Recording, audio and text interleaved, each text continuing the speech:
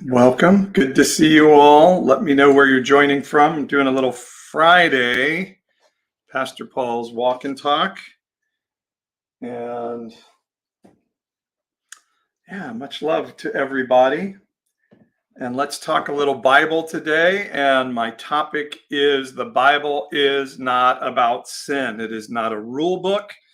It is, and anybody who uses it as such not only is promoting sin and sin consciousness and shame, are judging and condemning, even though Christians on a regular basis tell me they're not condemning and judgmental. Sorry, I'm starting my incense, which tells me I'm going into a spiritual moment.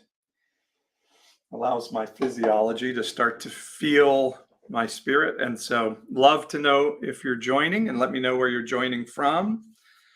And let's walk and talk a little bit this afternoon. I'm Pastor Paul, and I live in Fresno, California. We like to connect around place, so let me know where you're joining from. If you're going to be hanging out for a little bit, I also do Q&A, but I like to build, thank you for sharing the live, Mind Redefined. I do want to let everybody know, and I'm going to mention this a few times in this live, that there are some, I believe it's a horrible Christian troll, but it could be more than one horrible Christian out there that is building a whole bunch of fake accounts using my name, using Pastor Paul TikTok. And so if you get a message from me asking for information, saying they want to pray for you, just know it's not me. It is a terrible Christian person who has been taught by their religious belief system that being terrible for God is okay. Being a horrible person, as long as you do it in the name of Jesus, makes it all right. So do not accept, block them immediately. All right, we have Kevin from Alliance, Ohio in. I'm sorry, I got my cameras are in front of everything, so I have to look around my cameras to see things. And cool, see, God, I'm glad you fell on your knees at Walmart. Good luck to you with that. It's not a place I would recommend you fall on your knees, but if you did, you be you, baby. You be you. So I want to talk today about the fact that I believe the Bible is not a book about sin. In fact, the Bible is not a book at all. I had a Christian tell me today, the Bible is crafted to be simple. Well, the Bible isn't crafted to be anything, because the Bible is 66 different books. And it's actually more than that, because we think Isaiah itself is at least 2 different books from multiple different writers. Isaiah probably is 3 to 6 different books that we just put together, and we put the name Isaiah on it and said the prophet Isaiah wrote it. So the Bible is not a book at all. The Bible is a collection of books, none of which were crafted to be in purpose with one another. They were all written exclusively alone, except for Luke and Acts, which we believe the storyteller of Luke and Acts was one doctor who was trying to document some things going on. Hi, Alliance, Ohio. Glad you're here. Let me know where you're joining from. And so just, it's just things like that from Christians that make me every once in a while have to stop and say, God, do you guys ever actually read the Bible? And when you read the Bible, do you read it with any desire for understanding? So let me explain what I mean when I say it's not a rule book. Actual socialist TR says, I came out to my mom being non-binary last week, and she tried to throw the Bible at me.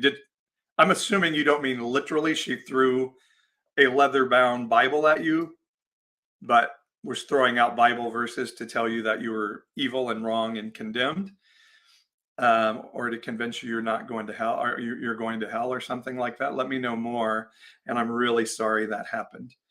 Brady 197 is here from Toronto. Awesome. Good to see you.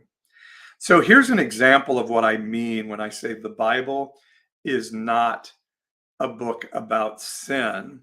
I did a video this week on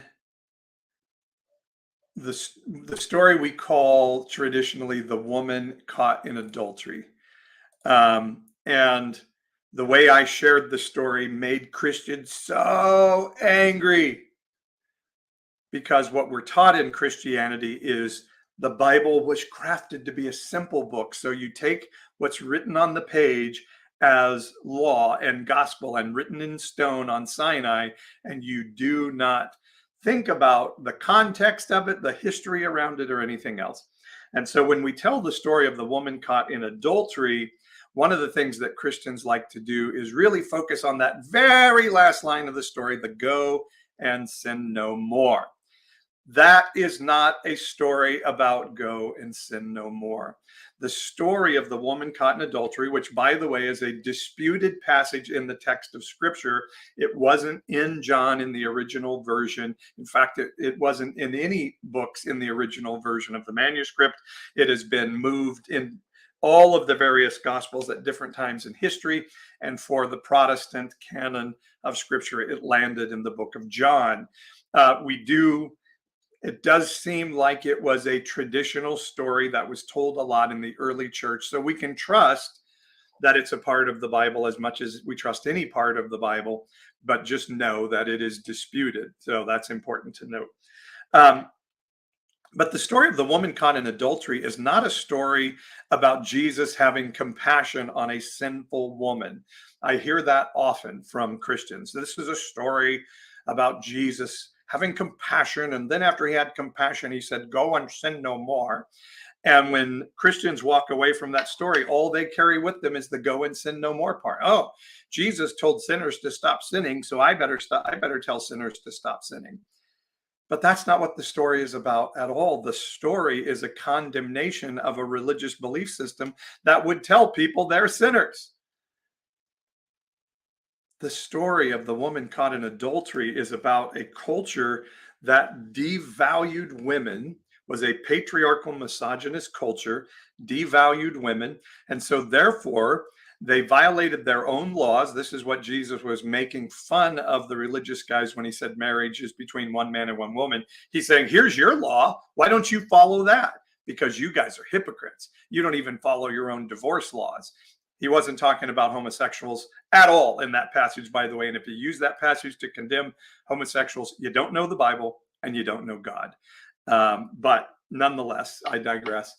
So he was saying your divorce laws put this woman in this situation. And I think so this is where people get really upset with me. I believe if you read that story, you study the historical context of the laws around the process of a woman and a man being brought before a group, being accused of committing adultery, and then being stoned to death for doing so is, you have to understand that process, what it was all about.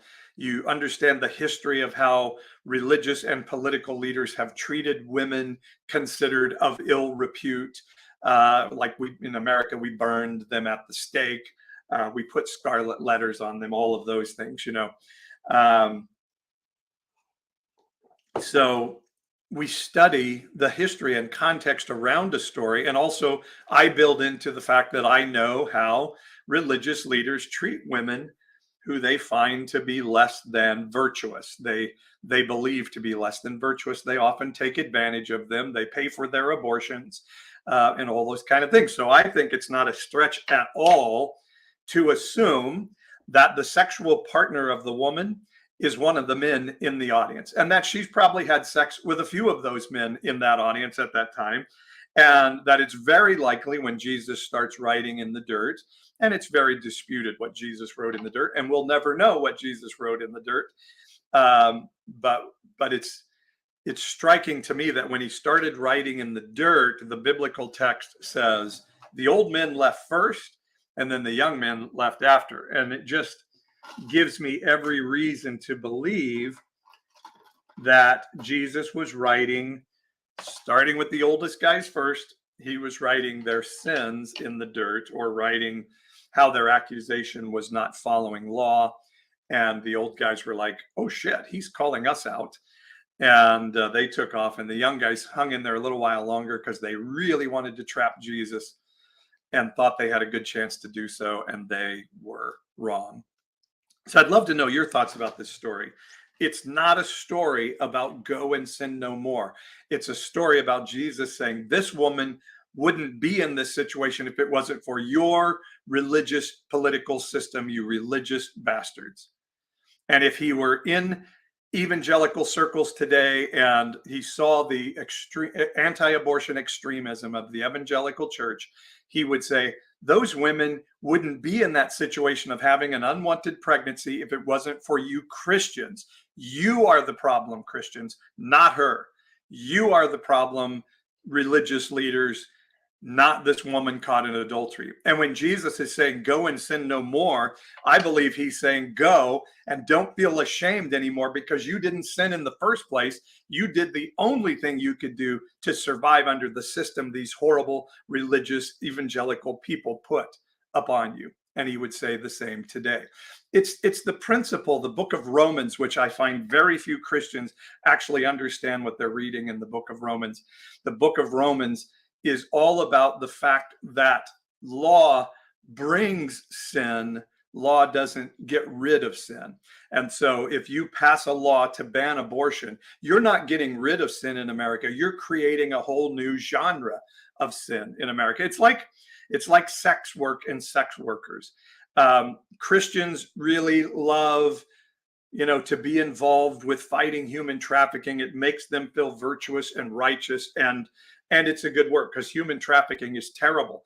But I believe a big reason human trafficking is prominent in America today is because of the shame that Christianity puts around sex work and sexuality. And so young women get enticed into situations where then compromising photos are taken of them, videos, and they're often told, do the wrong thing and we'll show everybody what a blankety blank you are, and they're trapped. And that wouldn't happen if Christianity didn't provide the environment and culture of shame around sex and sexuality. Yes, Bratty, purity culture. That's exactly right. Christianity makes the environment that makes human trafficking possible in the first place. Christianity is not the solution for human trafficking. We are the creator of the environment. And that's what the story of the woman caught in adultery is about. Isn't that the woman is sinful for being in prostitution. The system that put her in prostitution in the first place is the sinful thing that Jesus is calling out in the story. So go and sin no more, which Christians we love that passage. I have to go out and tell people, go and sin no more. I get to condemn and judge. This is awesome. The Bible gives me permission to be a horrible, terrible person. Comes out of a complete and absolute and utter misunderstanding of the Bible. So let me know what your thoughts are on this. I would love to do some Q&A with you guys today. If you have questions about deconstruction and sexuality, purity culture, emotional and spiritual well-being, let me know, and I would love to answer those questions. But just know this: when evangelicals talk to you about sin and about the Bible being a book with a sin code, it is either just an absolute utter lie, or it's a complete misunderstanding of the Bible and an indoctrination to a belief system rather than being partnered with the Spirit of heaven. Evangelicalism is an evil religious system being propagated upon the world today, no differently than the religious system Jesus stood against in the first century. And that doesn't mean all evangelical churches are bad or all evangelical pastors are bad. It means the system and the overarching mindset and principality of the system are evil and dark and are bringing bad things into the world. So what are your thoughts? I would love to hear from you. And you can just put your questions in the comments, your thoughts. Smoke My Petty says, hey, everyone, how are you, Petty? And Lavender Lilac 2.0 says, hello, Pastor. It's Denise from Colorado. Hi, Denise. Glad to be with you guys today. It's been a heavy, heavy fucking week, I got to tell you. My hair's a little bit all over the place today, but I'm trying to play with it and do some crazier things with it. And sometimes it works, sometimes it doesn't. Hello from Cape Coral, Florida. Ooh, you are behind the Iron Curtain over there. You are behind the evangelical curtain. Although I'm in Central California, so we're behind the evangelical curtain here too. I'm hoping, like on the day of the crucifixion of Jesus, that curtain will be torn from top to bottom at some point. Thank you for addressing these issues. I was raised in a strict Baptist church. Yeah, I was raised in a strict Assemblies of God household upbringing, an abusive household that was abusive out of our hatred for mental health and emotional well-being, and and the belief that it was a pastor and father's job to strictly and painfully discipline and control and dominate children. Hi, Kristen from Oklahoma City. Good to see you. All right, I see some questions coming down. CG Radio Man says no lie. Petty says, I'm in the Highlands country. I don't know where the Highlands country is, but maybe Radio Man does. How do you deal with racist family members? I would probably need to know more about that, but so my basic rule in dealing with family is you get to build boundaries with family. The very basic is there is no law that says you have to be friends with family. The church will beat you up with honor thy mother and father, but even Jesus had to tell the Virgin Mary at one point, like, hey, you're not my mom. That's not my family. My family are these people who are with me and believe with me. But so you get to build boundaries. So your boundary could be like, guys, I am adamantly opposed to your racism. And if it comes out when I'm around you, that's going to be a problem. So are you willing to curtail your racism when I'm around? And if not, why do you disrespect me so much? Why do you have so little honor for my beliefs? Why do your beliefs get to be shouted loudly in the space? What I say to a lot of Trumpites, why Trumpist Christians, anti-abortion extremists, why do your opinions get to be screamed loudly, but when I stand against them, you get very, very offended? Paul, this is Deborah in San Ramon. Gosh, I can barely see. I may have to adjust my stuff here a little bit because I'm having trouble seeing what everybody's writing. So yeah, you tell me if that helps. But the very basic is you get to have boundaries. And if they don't respect those boundaries, you get to ask, like, why don't you respect my boundaries? And tell them, if you don't respect my boundaries, I'm going to have to lessen the amount of relationship that I have with you. Paul, this is Deborah in San Ramon, California. Hi, Deborah. I got to go visit some of you guys in California soon. Ever since Roe v. Wade came out, I have been having anxiety dreams about how my friends will react when I tell them I'm heartsick. What are you going to tell them, Deborah? I don't want to assume incorrectly what you're talking about there. Let me know what you're afraid to tell them. Yeah, Deborah, let's figure out how we get a Southern California. San Ramon's in Southern California, right? I'm not sure I know exactly where it is. Reggie asks, are you an actual pastor? Yes, licensed, ordained, all of the above. I am an actual pastor. It's been challenging deconstructing my beliefs. Yes, it is challenging, Bree, when I tell them that I'm not pro-life. Well, do you have to tell them, I guess, is the question. If it's bringing that much anxiety, there's no law that you have to put those beliefs out there. If you feel like you need to speak up, we can find some time to connect and talk about ways to feel more confident in sharing. You don't necessarily have to lead with your face, I always say. San Ramon's in the Bay Area. Ooh, I love to go to the Bay Area. So we'll have to find a group and get together in the Bay Area. I would love that. Smoke My Petty says, it took me 8 years total to deconstruct my beliefs. When you start deconstructing your beliefs, you're losing community. You're grieving something that you've always known.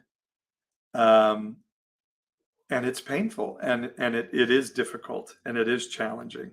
And these guys like Pastor Matt Chandler, who are like, it's the sexy thing to do to deconstruct. I'm like, fuck you.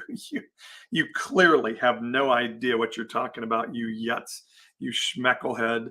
To even make such a statement and act like it's fun and easy to deconstruct your beliefs shows that you have no idea what you're talking about. And nothing makes me more angry than when the church wants to blame the deconstructionist rather than look in the mirror and say, could it be that we're contributing something to that? Deborah says, come on down. All right, Deborah, we'll figure it out. Next time I'm headed up to the Bay Area, we'll figure that out. God, I hate my hair today. Zuts. I'm in about year 3, says Bree, and probably a ways to go. Alicia Benedict says, you don't have to love them and respect them just because they are family. Yes, you don't get to be abused by anybody. And I would maybe even say mostly family, because more often than not, abuse is either coming from family or church community. And so I'm most leery looking towards those people groups. I'm trying to decide if I want to put on an earring for this live. Thank you for your advice. You're welcome.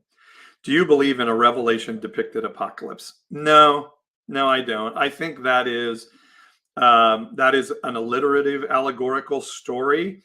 I think we're in an apocalyptic season right now. Our culture is being broken down and overturned as we speak. We are in an apocalyptic season. I don't know that our culture, I don't know that our country survives it. We are in an apocalyptic time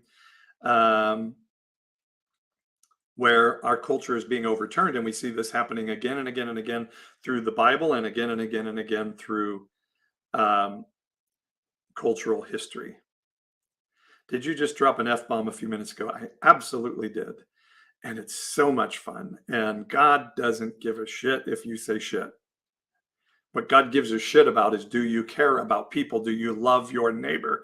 Do you love yourself? That's what God gives a shit about. He doesn't give a shit about you saying shit. Petty says, did he use an F-bomb? Probably. Yeah, I like to use F-bombs. It makes Christians very uncomfortable, and I love to make Christians fucking uncomfortable. Because it just shows, Christians care so much about F-bombs, but they don't give a shit about starving children or pregnant women who are in a situation where they don't feel like they can afford to give birth. It just shows the hypocrisy of the belief system. The earring. All right. Well, we'll think about it. Hey, Pastor Paul, says Christina. Hi, my friend. You're right. The Republican Party sold the largest oil refinery. Saudi owned the Port Authority. There is an actual awakening happening in our nation right now. Lots of labor pains. Yeah, I don't see how this all ends without our culture being overturned as we know it. And that's just history. Do you guys see my smoke going from my incense? It's kind of cool. Alicia says, I feel so at home here. LOL. Cool. If you haven't followed my page already, if you haven't gone to my website, pastor-paul.com, that's where we build community together. Shelby Lynn says, all empires come to an end. I really do believe that's the season we're in, is the end of an empire, and it is apocalyptic. Deborah on YouTube says, we are in an apocalyptic season and great deception is falling hard on this country. Yeah, when you see the blindness, the pure blindness, the inability to even think, that in Christians, it just shows that Jesus' prediction that a religion married to governmental politics makes the followers, and a legalistic system makes the followers of that system have blind eyes, no eyes to see or ears to hear. Yeah, Petty says, Alicia Benedict, glad to hear that. We are glad to hear that, Alicia.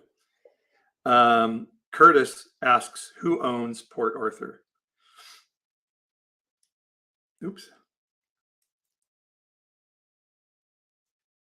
The funny thing is, so when I tell the story of the woman caught in adultery, and I tell it from her perspective and say, she'd been having sex with these religious leaders for a while, so she was really stunned when all of a sudden they're pulling her in front of Jesus and threatening to stone her. She was stunned because she had like given a blowjob to one of them probably just a few days before. And then people are like, that's not in the text of the Bible. You're making that up. That's not in the text of the Bible. The Bible is simple. If you think around it, you're going to get it wrong because thinking is not allowed in Christianity. Creativity, imagination, thinking, thought, wrestling with concepts, all of these things are banned in Christianity, and particularly in evangelicalism. It reminds me of, I think it's John chapter 11. I may be wrong on but where Jesus tells the lawyers, the lawgivers, he says, you guys have taken away the key to knowledge. You don't want people to learn and think and grow. And that was a heavy criticism he had for them.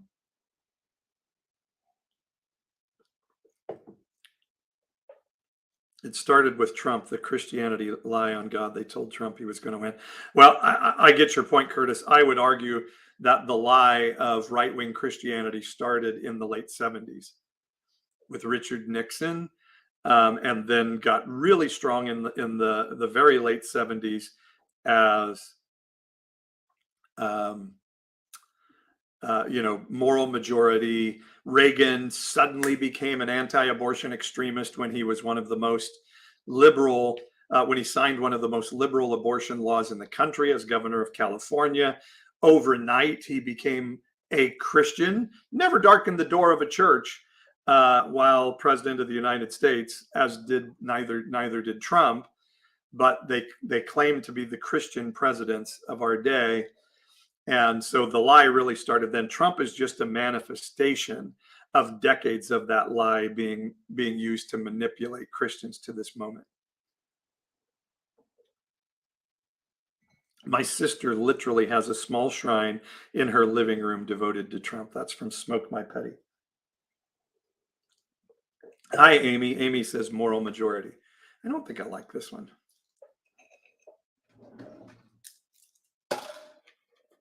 Let me try this.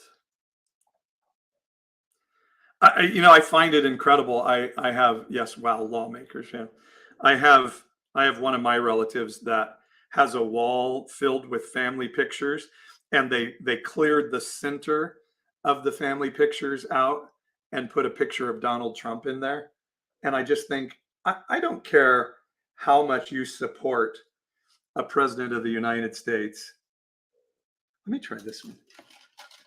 Putting a picture of Donald Trump amongst your family photos isn't it ludicrous? I mean, that is idol worship at its worst. What do you guys think of this one? I don't know. I don't know if I like it or not. What do you think? Cringy, LOL.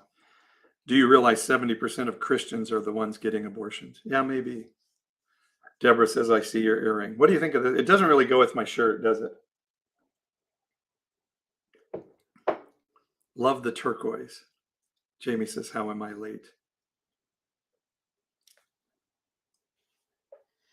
Yeah, I like it. It just doesn't really go with the shirt, does it? You love it, Jamie? Is it okay to wear a turquoise earring with a red shirt? Lavender Lilac sent me likes. Thank you.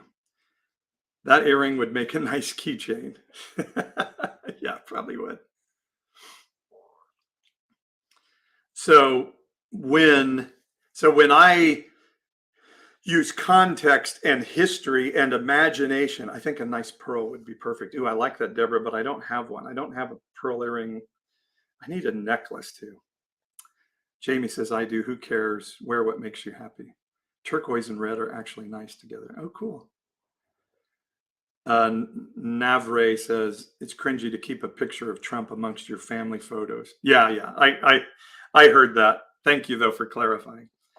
So when I use the context and the history to embellish the story, to make it a narrative, to get a point across that we can wrestle with, Christians go, "You're adding to scripture. You're adding to scripture." This guy told me today, "The Bible is written to be simple." And I said, no, the Bible is not written for anything. The Bible is a collection of at least 66 books in the Protestant canon. And it's actually more than that, because we know that Isaiah is not one book. Isaiah is at least 2 books, if not somewhere between 3 and 6 books, written by multiple different writers. Katie says, "I think it goes nice with your hair today." Thank you. Should I put the other one on? Would that really freak Christians out if I wore them both at the same time? They sort of, like, sometimes will let you get away with one earring. But I just want to break down the fucking gender norms and all this stupid stuff. And why can't guys wear earrings? That's the one thing I haven't been able to figure out. Like, women, you get to wear all this cool stuff, and some of it you sort of have to wear because of the patriarchy, and I get that. But it just is, sometimes it's like, women have all these cool choices of what they get to wear. Why can't men do that? I just feel skeptical about a book made as a King's version. Yeah, you should be very skeptical of the King James version of the Bible. Kevin says, if the Bible was written to be simple, then why did Peter, I think, say that Paul's writings are hard to understand? That's right. Peter did say Paul's writings are hard to understand, didn't he? You're right. S. Kramer says, I so appreciate the truths you tell. Thank you. Let's see which one of these we like better. Oh, this one has the things all screwed up. Oh, I may not be able to put this one on.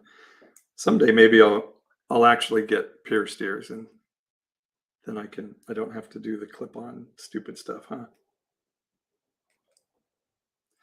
A breath of fresh air. Thank you. Well, follow my page if you would, and go to my website. So which one do you like better? Men have always historically been highly ornamented. Geez, this is what I'm trying to tell people. You're so right on with the real old lady. The real old lady. King David wore dangly earrings. Yeah. Love the tassel. Okay, so I should go with the tassel then? Smoke My Petty says, wasn't the KJV dude gay? I hear that King James was gray. Kevin says the hoops are gray. Oh, so now Jamie says, I'm a sucker for hoops. I've got mine on now too. Oh, cool, Jamie. That's funny that you have a drawer full of earrings. Yeah, I'm experimenting a little bit with them. Love the hoops. All right, it seems like hoops. The tassel is sassy though. All right, I love that. I don't. The one thing, I think the clasp on this one may be broken.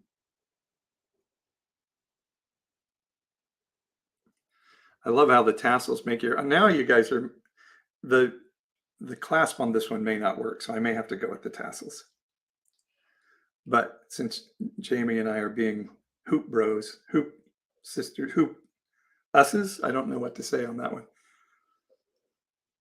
And I don't necessarily have a drawer full of earrings, Deborah. I just have a few sets in here that I've been kind of playing with a little bit.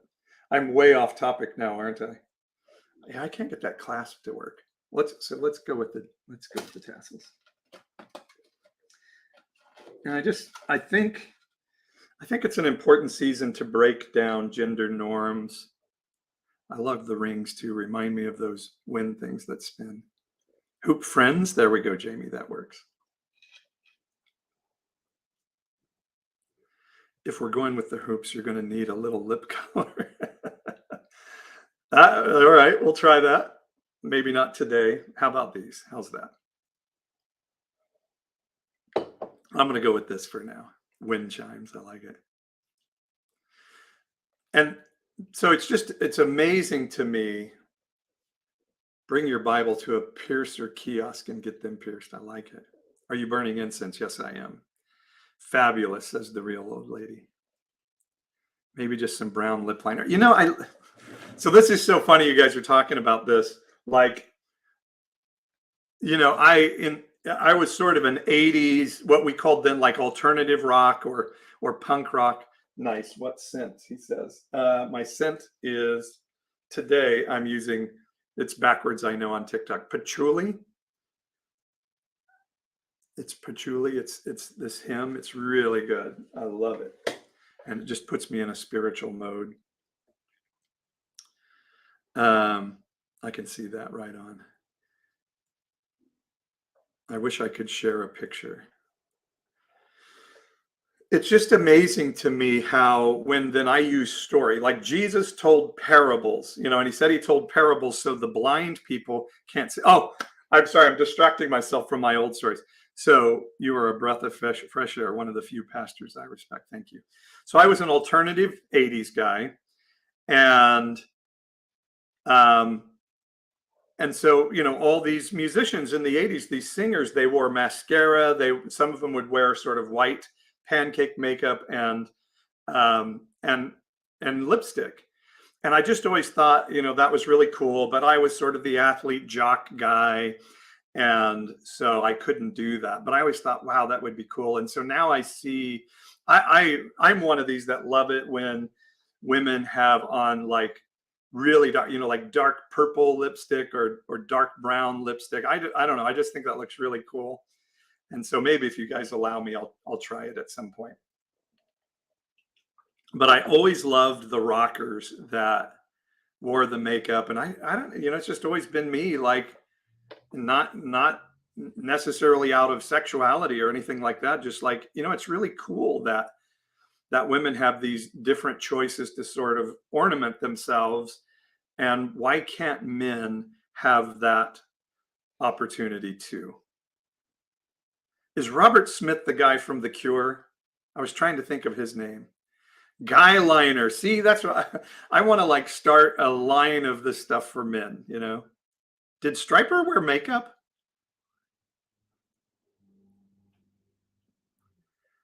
The real old lady says, "Me too, Pastor. I knew I recognized a fellow alternate rock person."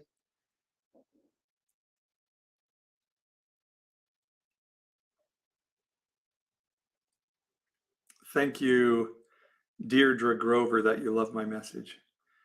Alice Marie says, "I was born in '74 and used to wear black lipstick or dark red a lot." Yeah, I like that.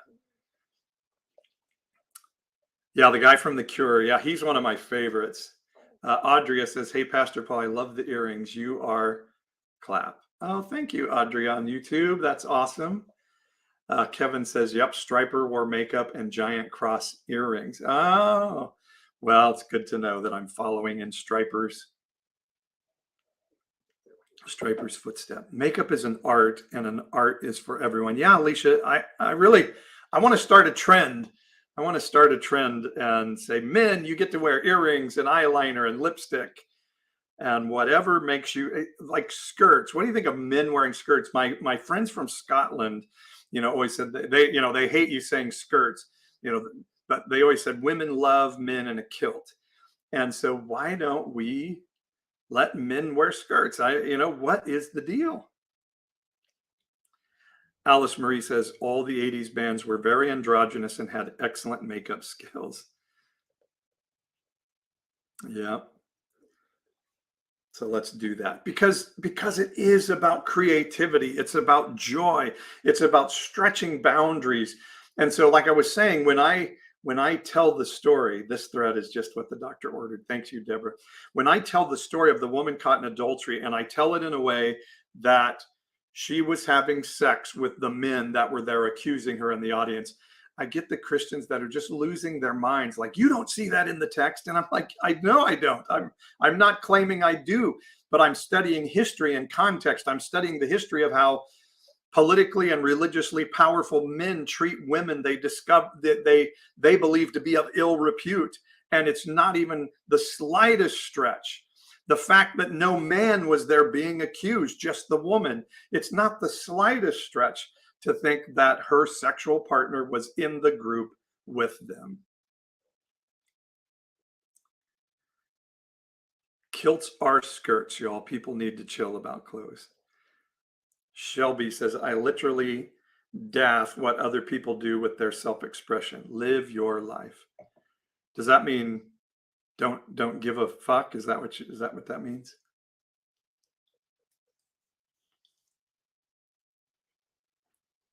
All right, I'm gonna get brave one of these days, and I'm gonna try lipstick on a live. I just got to make sure it's okay with my wife, because I think it would be fun. I think it would be fun, and as I start, I'm really thinking about, and I don't want to jump into it too soon, but someday when I start sharing my story of my emotional and spiritual well-being journey, go with a muted coral. Ah, do that color blue. So good on you. Thank you. Um, a lot of it is like start small with a clear gloss. Natural colors are in, like your shirt and mug. Says thanks for liking my post. Oh, a turquoise lip color. All right, I'm gonna have to have like a Zoom where you guys help me pick these things out. Start small with a clear glow. All right, my teenage daughter tries to keep me abreast of jargon. Yeah, me too. My kids try to too. Oh, a turquoise lip color. Red, you have the perfect tone and hair color. I love this. All right, we're gonna schedule a Zoom, and you guys can be my fashion consultants, because I want to be able to say to everyone in this season, but maybe for me particularly to men. Look at all these likes. It would be an honor, particularly to men. I want to be able to say, you were told a lie. You were told a lie that you have to meet this sort of John Wayne head of household. Um, I'd love a Zoom invite. Well, Alice Marie, send me an email through my website and remind me of this and tell me you want to be one of my consultants. Got to go get dinner off the grill. Okay, Petty, thank you. Oh, I hope your husband's okay. I'm sorry to hear that. Melissa says you give me so much hope. I want to be able to tell men, particularly men around my age, and that's not because I feel men deserve it more or need it more. It's just they're my people, And I want to be able to tell men, particularly of my age, you were told this lie by the church and by culture that you have to be this jock, cis hetero, head of household thing that I think has destroyed the spirit of a lot of men. Pastor Robert Smith, I'm down. I love it. And I want those men, and I got to be careful what I'm saying here, but I know quite a few men of my age who are, as their children are leaving home, they're empty nesters, they're starting to say, hey, there's always been something inside of me that didn't quite fit the mold, and I felt ashamed about that. So I tried to live up to this persona that I was told was Christian by bastards like James Dobson of Focus on the Family, that piece of shit. And it's time in this season to start to break it down and say, men, check into your emotional and spiritual well-being. And if you're finding it doesn't match up with what you're told you were supposed to be, get the fuck out and tell them to get the fuck away. Alice Marie says, I think the narrative is equally harmful for men. Clothing is a human construct. The Romans and Greeks wore togas. Oh my God, I saw a clip the other day of a pastor saying, Jesus wore pants. I mean, how stupid is that? And why do you need a Jesus that wears pants? Jesus didn't wear a robe. He wore pants. I mean, it's so fucking stupid. Macho man. Yeah, that's me. Macho man. Yes. This quiet anger that comes along with that so often. It's so true. I'm so glad I ran into you guys today. This is kind of fun. I feel like it's the same with skincare. For some reason, taking care of your skin is wrong. Yeah. These things need and must be said. My husband will only use a specific cream for me, says Alicia. Yeah. They should try wearing pants in the desert and tell us how it feels. Joy says, chances Jesus actually wore pants, 0. That is correct. Oh, yeah. Wearing pants on like a really hot day. It gets really hot here in Central California. And if you wear like blue jeans, which of course Jesus didn't wear blue jeans other than some Baptist pastors believe so. But if you wear blue jeans on those hot days, it gets really uncomfortable. I wish there were days I wished I could wear a skirt. Deborah says, yes, it's a great idea. Navray says, take care of the skin. Self-care is great for mental health. Yeah, and I think getting to have an expression of clothing would be really helpful to men. And trust me, women, I know you guys have to put up with shit beyond anything we can believe, and even just biologically. Um, I think men got the better draw. But I have a heart for men in this season to say, guys, don't be afraid to express yourselves, your emotions. Alice Marie says, I think younger men are better at it, and that makes me hopeful. Yeah, there's definitely a freedom, isn't there?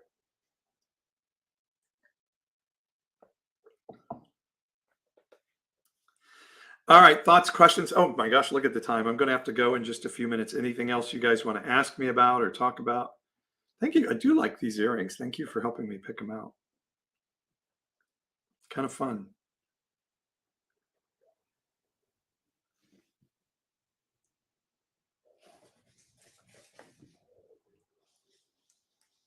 They're hurting my ears. Hang on just a second. Thinking about Jesus in blue jeans surrounded by disciples in robes cracks me up. Any tips on growing a TikTok account? I have a BA in history and want to make history videos. Well, Shelby, you can reach out to me through my website and we can talk about it. I'm certainly no expert.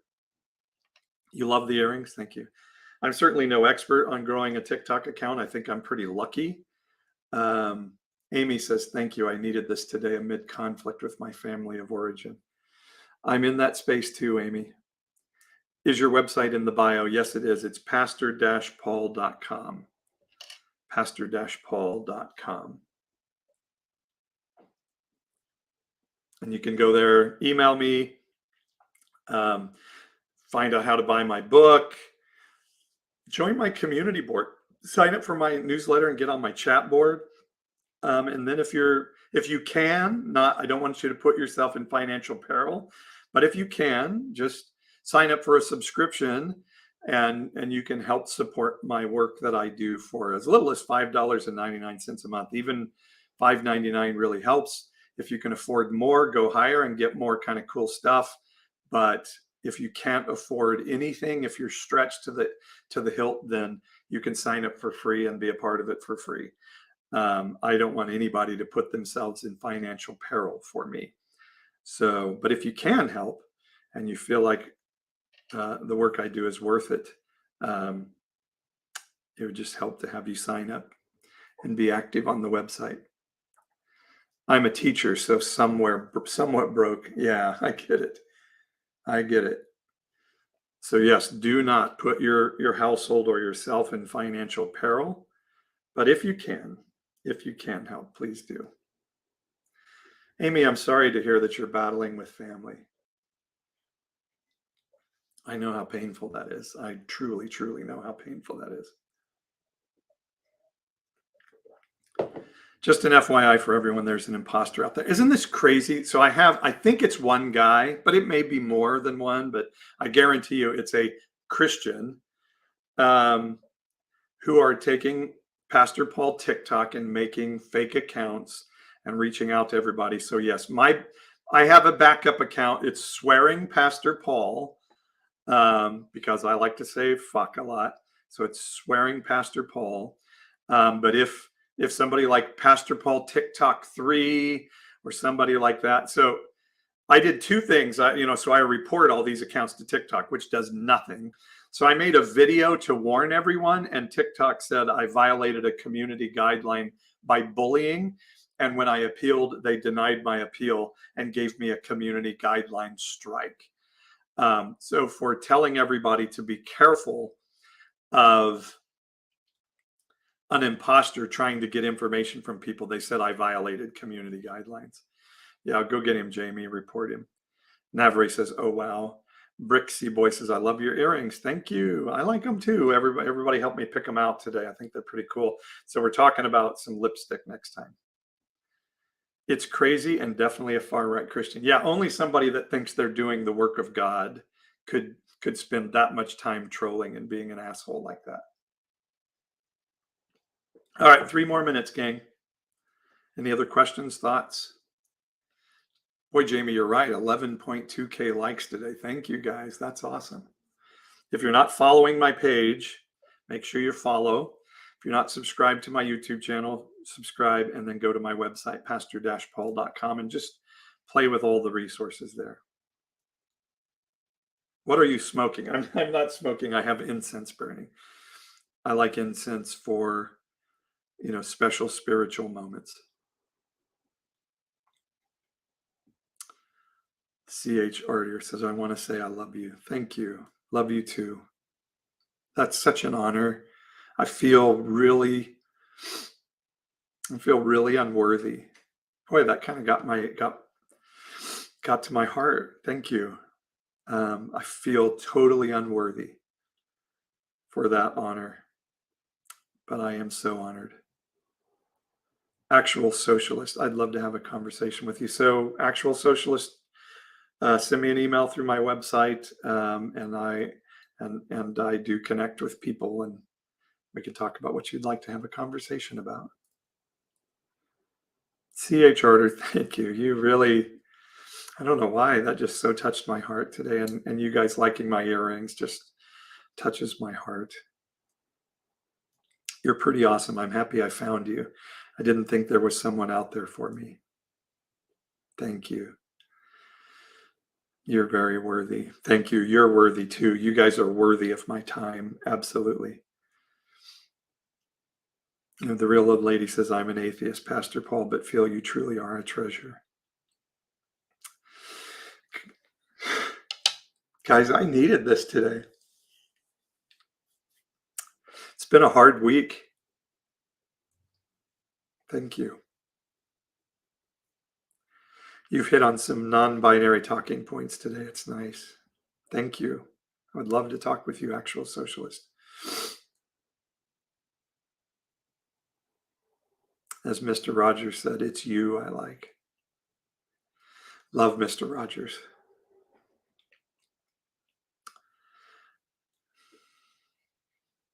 Sending love and light. Thank you.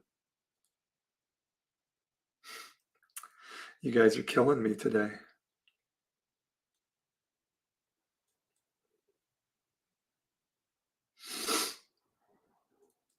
Atheist here, but I love your content.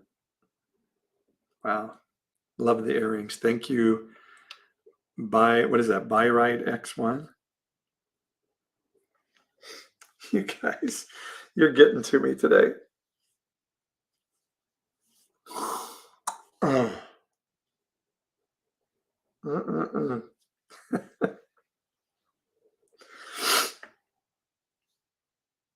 I stopped. What does VBAF mean? Now you're making me cry, says Jamie. Better than Christian love. It sure is.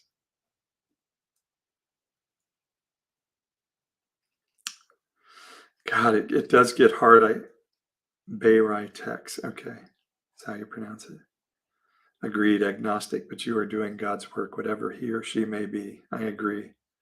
Whatever they may be, I want to pursue that good spirit of heaven. Empathy and compassion is in shortage these days. Yeah, I just deal with so many fucking asshole Christians, and it just weighs me down. And guys, I'm in the middle of my spiritual and emotional well-being journey, and just And then things happen in life and it just gets so heavy sometimes. And to have you guys share your love with me today just has really, really touched my heart in a special place. Yeah, the beauty of community. So you guys are very special, and I'm grateful for you today.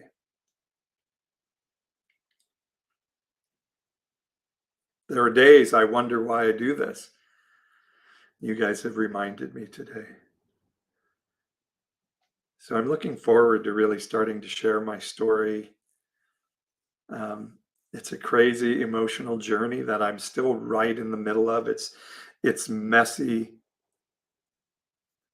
My father passing away and how my family has reacted and all of that is really messy.